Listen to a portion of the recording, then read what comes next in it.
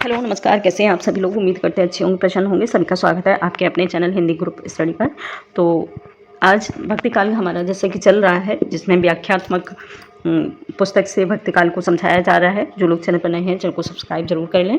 और उसी से भक्ति काल का कुछ महत्वपूर्ण प्रैक्टिस सेट है, तो सभी परीक्षाओं के लिए ये प्रैक्टिस सेट उपयोगी है, चाहे वो कोई सा एग्ज़ाम दे रहे हों, और सभी के लिए ये महत्वपूर्ण है। तो चलिए पहला देखते हैं प्रश्न। पहला प्रश्न है, नानक देव का जन्म कब हुआ था। गुरु नानक संत काव्यधारा के प्रमुख कवि माने जाते हैं। उन्हीं का जन्म बताना है कि कब है। ऑप्शन है सन 1478 ईस्वी है, सन 1464 ईस्वी है, सन 1469 ईस्वी है और सन 1473 ईस्वी है। तो आंसर हो जाएगा इसका सी सही, सन 1469 ईस्वी में गुरु नानक का जन्म हुआ था। इसके बाद है नेक्स्ट दूसरा प्रश्न, गुरु नानक का जन्म कहाँ पर हुआ था। ऑप्शन है अमृतसर में हुआ था, लाहौर में हुआ था और फरीदकोट में हुआ था या फिर तल मंडी में हुआ था। तो आंसर हो जाएगा इसका डी सही, तल मंडी नामक ग्राम में गुरु नानक देव का जन्म हुआ था, जो अब पाकिस्तान में मानी जाती है। पाकिस्तान में ये स्थान अब माना जाता है।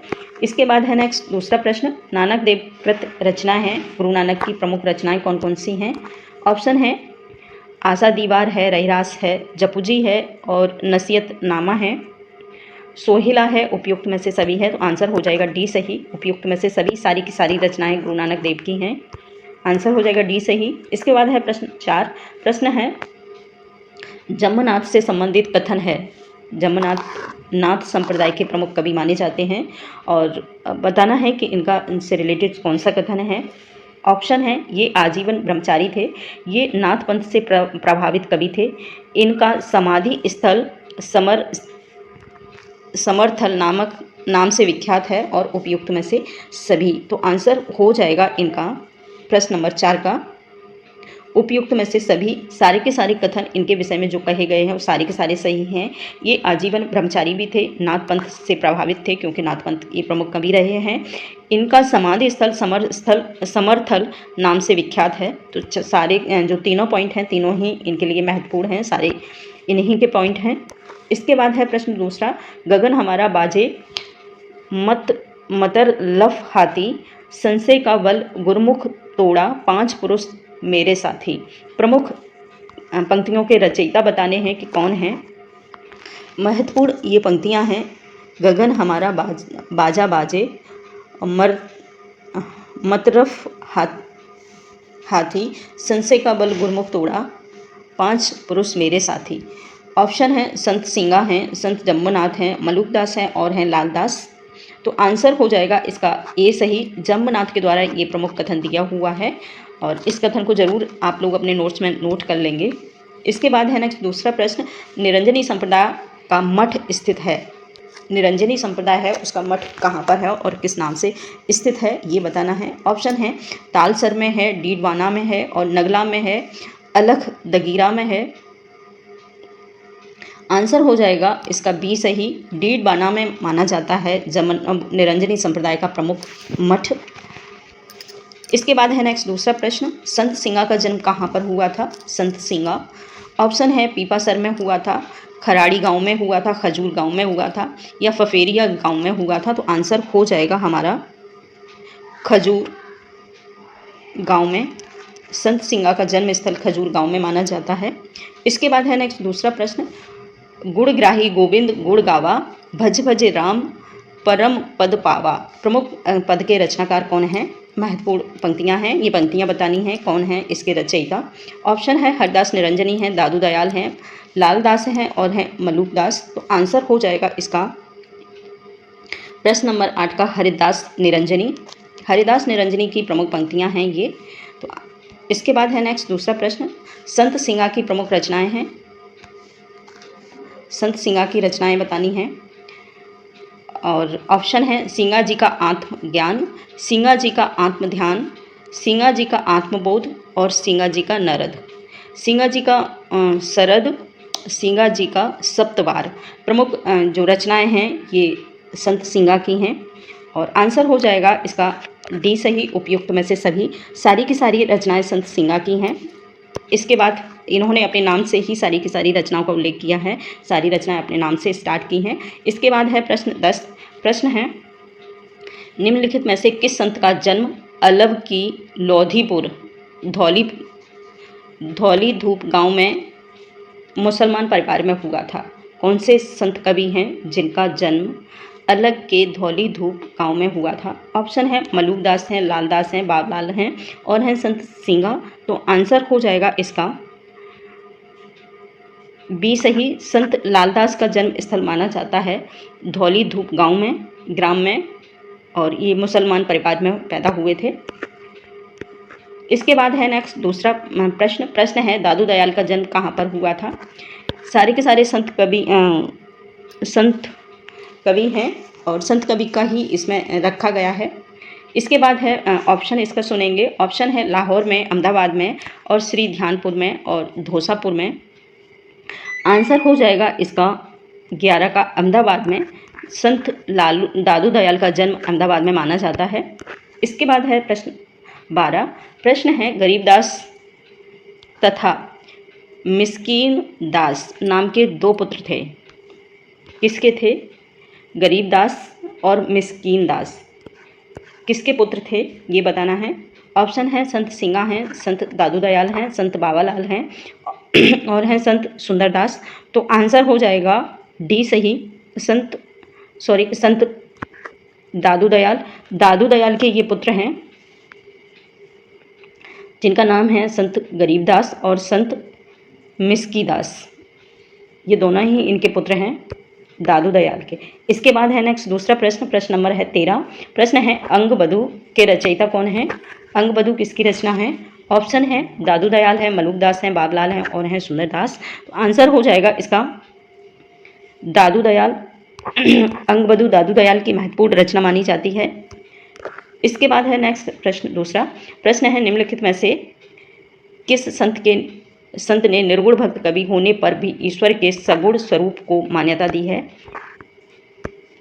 ऐसे कौन से संत कवि हुए हैं जिन्होंने निर्गुण काव्यधारा से संबंध रखते हुए भी सगुण काव्यधारा में ईश्वर की आराधना की है? ऑप्शन है मलूकदास हैं, सुंदरदास हैं, संत दादू दयाल हैं और हैं बाबालाल। तो आंसर हो जाएगा 14 का संत दादू दयाल। ऑप्शन हो जाएगा सी सही। संत दादू दयाल एकमात्र ऐसे संत कवि रहे हैं जिन्होंने निर्गुण काव्यधारा को मान्यता देते हुए भी उन्होंने ईश्वर सगुण काव्यधारा में ईश्वर की आराधना की है। इसके बाद है नेक्स्ट दूसरा प्रश्न है संत दादू दयाल के गुरु कौन हैं? दादू दयाल के गुरु थे। ऑप्शन है गुरु वृद्ध भगवान, रामानंद और मनरंगी रामानुजाचार्य। 4 ऑप्शन हैं। आंसर हो जाएगा 15 का इसमें गुरु वृद्ध भगवान। ये संत दादू दयाल के गुरु हैं। संत दादू दयाल के गुरु माने जाते हैं। तो आंसर हो जाएगा इसका ए सही। इसके बाद है प्रश्न दूसरा। प्रश्न है दादू पंथ से संबंधित स्थान है। ऑप्शन है कल्याणपुर भावर है, आमेर नारायणा है, दूसरा है बराड़ा है, उपयुक्त में से सभी। तो आंसर हो जाएगा इसका भराड़ा। दादू दयाल का जो संबंधित स्थल है वो है भराड़ा। इसके बाद है नेक्स्ट दूसरा प्रश्न। मलूकदास कृत रचनाएं हैं, मलूकदास की रचनाएं हमें बतानी है कौन कौन सी हैं।